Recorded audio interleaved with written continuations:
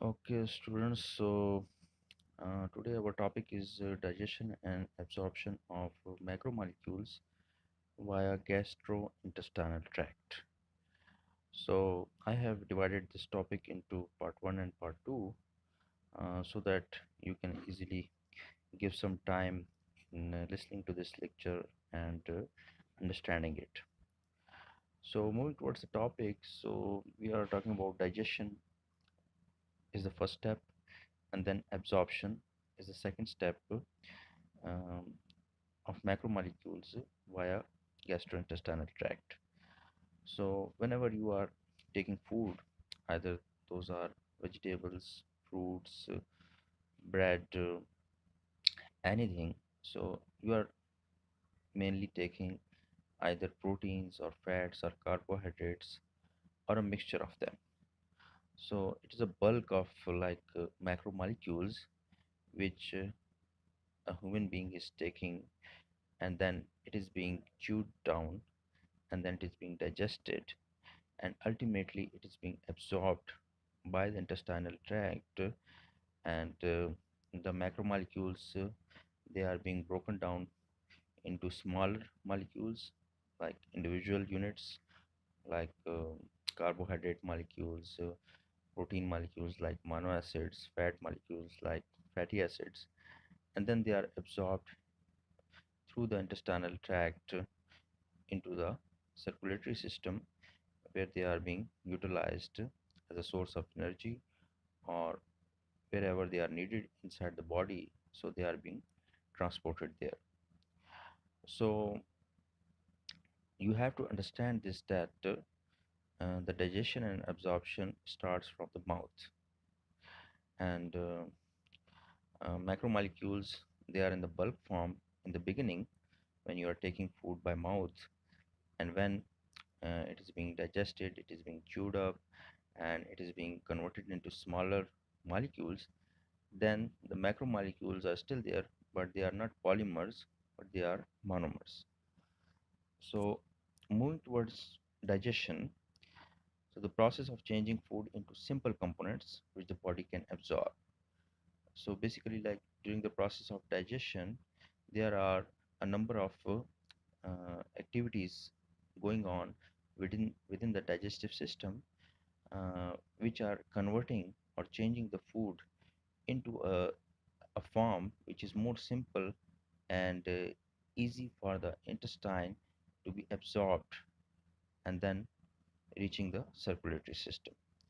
So basically, breaking down the bigger molecules into smaller molecules which have the same ability to provide energy, but they are individual molecules. So digestive tract or gastrointestinal tract, where digestion and absorption, they take place. So basically, when you are talking about digestion, so there is an area, there is a system, there is a organization of different parts within the body where the food is being digested and ultimately absorbed. So that part is called digestive tract or gastrointestinal tract. So that is the part where the digestion and absorption is happening. So there are different sections or different segments of the digestive tract. So starting from mouth, then you have esophagus, then stomach, then small intestine, and then large intestine. So these are the main segments of the digestive system which are involved in the digestion as well as absorption of the food molecules. So moving towards the structure of the digestive system, or digestive tract, or which is also called as GI tract. So you can see that um, starting from the mouth. So actually the digestion starts from the mouth, and then you can see that there are salivary glands which are secreted into the mouth, and then you have pharynx. There's a small portion, tube-like portion, and then you have the esophagus. So from the esophagus, it is a tube-like structure originating from the pharynx, and then leading up to the small intestine, sorry, leading to the stomach. So you can see that within that region, in the upper region, you have upper esophageal sphincter, and in the lower region, you have lower esophageal sphincter. So these are actually muscular structures within the esophagus which are helping the food to be taken down within the stomach. And then you have stomach, and then stomach leads to the small intestine, uh, which have different parts like duodenum, jejunum, and ileum. Um, and then the small intestine, it opens into the ileocecal valve, which is opening into the large intestine, and then the large intestine, it leads up to the rectum and ultimately anus, from where the um, excretion of solid material is taking place. So this is like basically like you have to understand that the digestive tract starts from the mouth, then you have the pharynx, then you have the esophagus.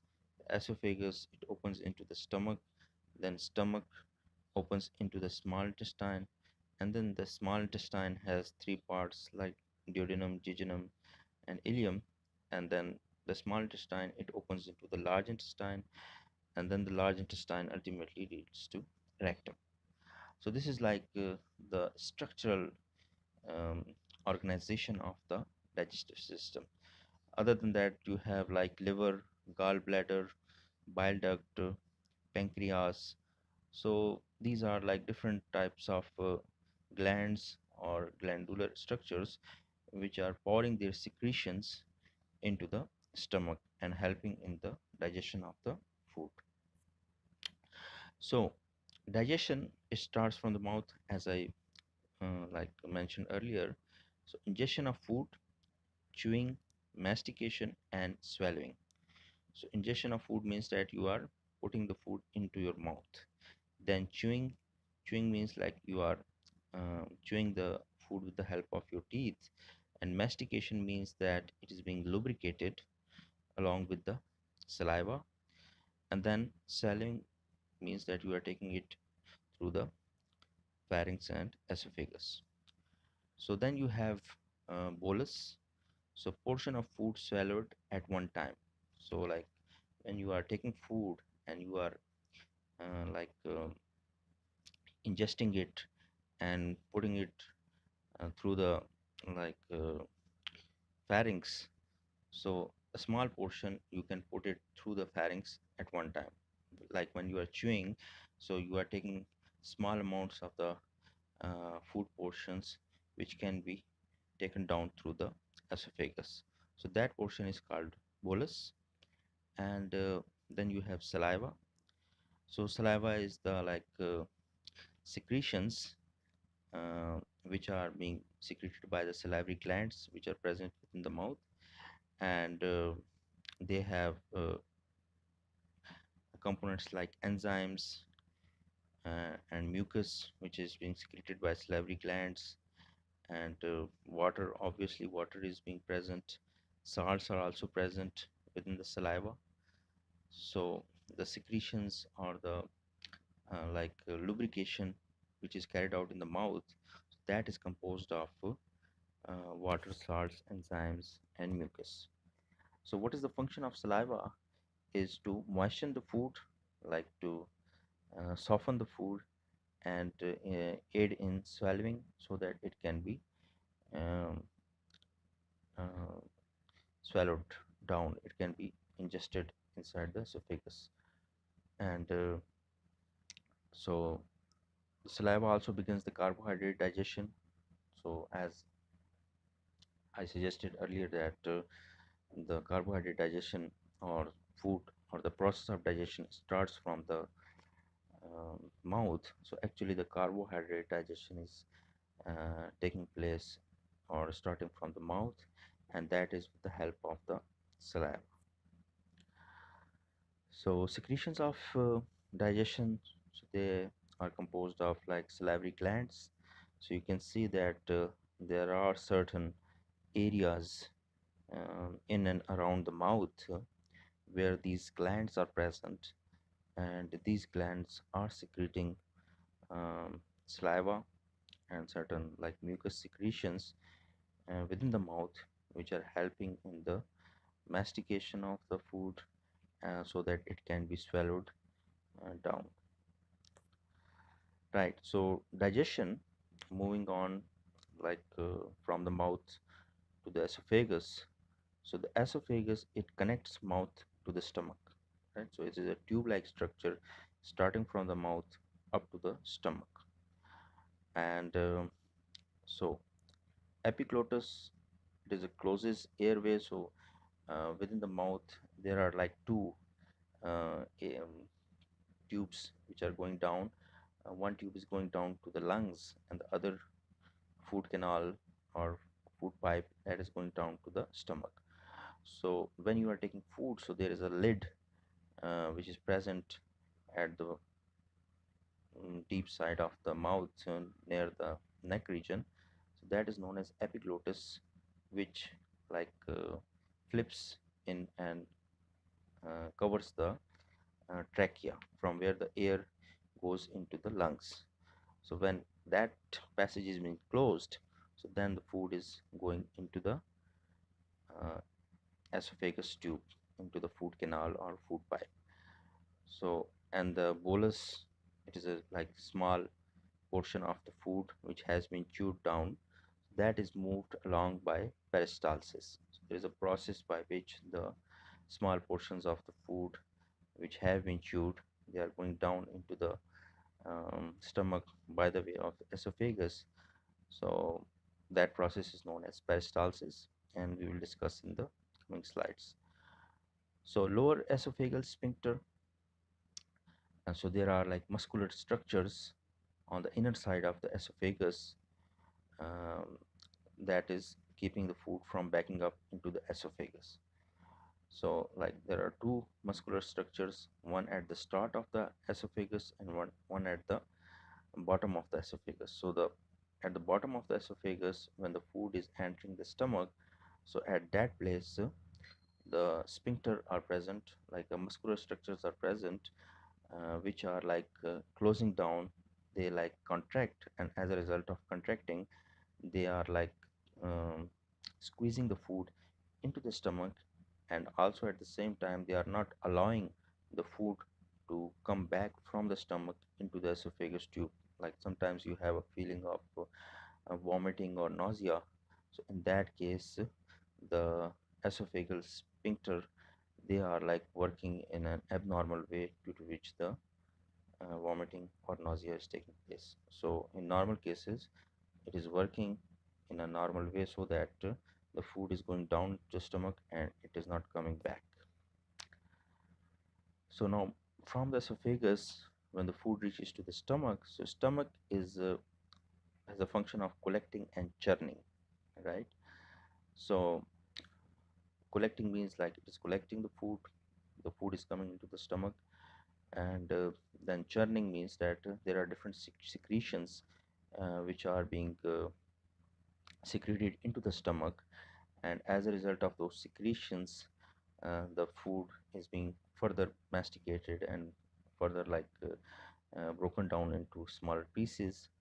So for example, gastric glands, they secrete gastric juice, which are composed of water, enzymes and hydrochloric acid that kills most bacteria and begins protein digestion and mucus to protect lining. So there is mucus present within the stomach, so that is present on the inner side of the stomach, and that protects the lining of the stomach. Like as you can see that there are like secretions of enzymes and hydrochloric acid, so they can damage the inner wall of the stomach. So to protect the inner wall of the stomach, there is mucus present. So the mucus secretions are present, and they are like protecting the inner wall of the stomach, and the protein digestion is being carried out within the stomach, and also these secretions, they are killing most of the bacteria which are present within the food.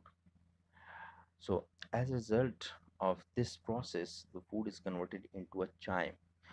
So chyme is a semi-liquid mass of partially digested food.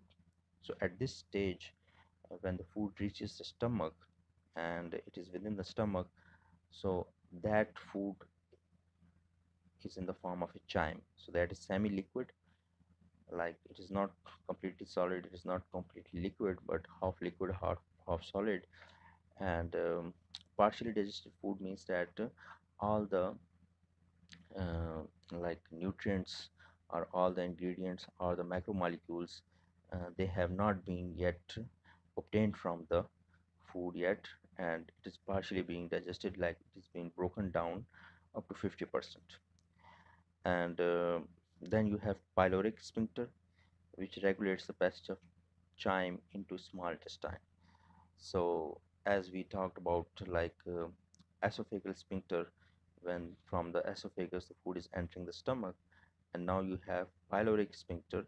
So that is a muscular structure on the inner side of the stomach, at the end of the stomach, from where the food enters into the small intestine. So at that specific um, region, the muscular structure is present, and the chyme, which is semi-liquid mass, so when that is being transported or that is being pushed into the small intestine, so that passage of chyme is being regulated by this stomach, and as a result, it is being processed to the small intestine, where further digestion and absorption is taking place. So secretions are of digestion. So if you look at this slide, you can see that in the middle you have a neutral pH, and on the top you have the most basic pH, and in the bottom you have the most acidic pH. So the yellow highlighted uh, components are bile, which has a pH of around 8.5. Then you have pancreatic juice, which has a range of around pH of 8. And then you have saliva, which is more or less neutral, around pH of 6.5. And the gastric juice, which is secreted into the stomach, so that is quite acidic, and it is in the range of 1.5 or 2. So you can see that there is a range of secretions which are taking place within the stomach or in the mouth, and they have different pH ranges. And for the comparison, there are different other um, things which have different pH, like household ammonia, which has a pH of 11, or battery acid, which has a pH of 0, which is highly acidic. So you can see that you have a mixture of somewhat basic, neutral, and more acidic secretions which are taking place into the digestive system. So now moving towards the small intestine, like from the stomach, when the chyme is entering the small intestine. So the small intestine, it has three segments. Uh, the first one is duodenum, opening from common bile duct, secretes fluid from liver and gallbladder. Um, so, and in the duodenum, so the bile duct, it is secreting its secretions into the first part of the small intestine. So you have to remember that bile duct is secreting its fluids, which are composed of liver and gallbladder, right? So, and the bile emulsifies fat. So what is the bile doing? It is emulsifying the fat, means that it is covering the fat. And then pancreas, that is being also secreted into the duodenum, its secretions. And the pancreas secretions are composed of amylase, which break down the carbohydrate molecules, sodium bicarbonate, which are neutralizing the acidic chyme, as well as the lipase, which is acting on the lipid molecules. So you can see that at the first portion of the small intestine, the duodenum, so that is, these are the secretions which are coming into the duodenum from the bile duct, and the bile duct is taking fluids from liver, gallbladder, and pancreas. So these are the different types of secretions which are further helping in the digestion of food. For example, like emulsifying fat, breaking down the carbohydrates by amylase, neutralizing the acid chyme, and lipase, which is acting on the lipid molecules. And then the second portion of the small intestine is jejunum. So, and the third portion is ileum. So within the ileum, which is the last portion of the small intestine, then you have a ileocecal valve. So ileocecal valve it is a sphincter, which means it is a like uh, regular ring-like muscular structure inside the small intestine at the ileum area of the small intestine, which is the last segment of the small intestine, ileum. So that regulates the passage of chyme into large intestine. So every time when you can see that in the previous slides, that when you are entering from esophagus into stomach, so that then you have a sphincter, a muscular structure which is regulating the passage of the food. Then from the stomach into the small intestine, again you have a muscular structure, ring-like structure, which is regulating the passage of the food into the small intestine. So then from small intestine, when the food remaining like food materials which are of no use at the moment, so when they are entering the large intestine, so then again there is a ring-like muscular structure on the inner side of the small intestine at the end of the small intestine, like between the junction of the small and large intestine, which is regulating the passage of the chyme into large intestine. So this is like about small intestine and what is happening there. So you have to remember that basically like pancreas, bile duct, gallbladder, liver. So the secretions of liver and gallbladder and pancreas, they are coming to the bile duct, and then from the bile duct, the bile is being secreted into the small intestine, and it is helping in the digestion of the food, protein, carbohydrates, and fat molecules.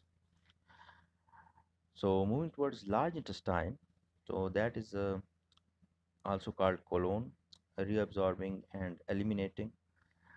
So reabsorbing and eliminating, right? So these are the two functions of the large intestine, that it is again reabsorbing certain nutrients or water or certain molecules, macromolecules, as well as eliminating. So elimination means that the elimination of the food which is no more required and which is in the form of feces.